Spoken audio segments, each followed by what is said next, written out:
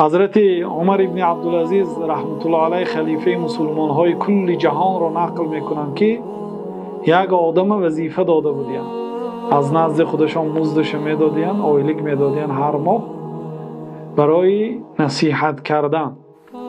هر روز در نزد اتاق کارشان می ایستاده است: ای عمر ابن عبدالعزیز، از الله تعالی بترس، تو به نزدیکی از این دنیا وفات میکنی، به هر یک سخنی که گفتی، به هر یک عملی که کردی در پیشگاه الله تعالی جواب میگویی. گفته این آدم وظیفش خاطر رسان کردن عمر ابن عبدالعزیز. وقتی که پادشاه که شدید دیگه مردم نصیحت نمیکنند، میترسد از نصیحت کردن.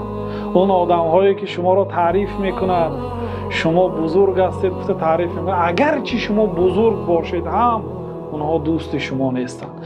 اگر شما ظالم باشید، اگر شما بدبختترین خلق الله تعالی باشید و مردم از شما فرشته تراشد، وای بر حال آنهایی که شما را تعریف کرده است. اونها را باید حکم قتل میداد. ای پادشاه، آن آدم هایی که تو را تعریف میکنه آنها دشمنی تو است.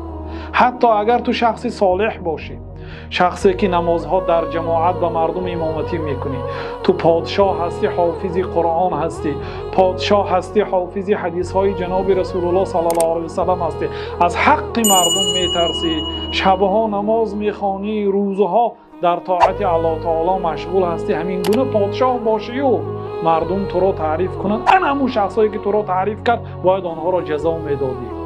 احث التراب علی وجه المدعین، خاک پاشید بر روی آنهایی که شما را تعریف کرد.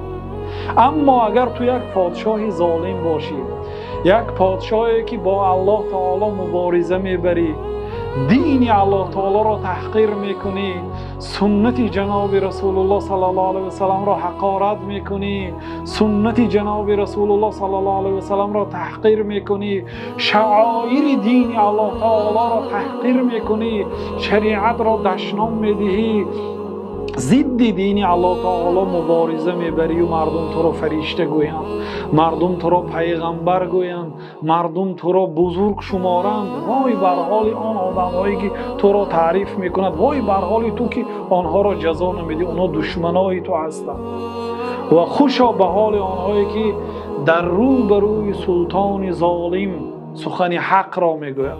پیامبر صلی الله علیه وسلم میگه بزرگترین شهید حمزه ابن عبدالمطلب، یعنی عمک جناب رسول الله صلی الله علیه وسلم است.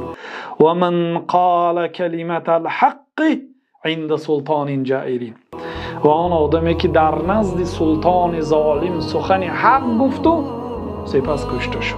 این آدم بعد حمزه مرتبهش بزرگترین شهید است.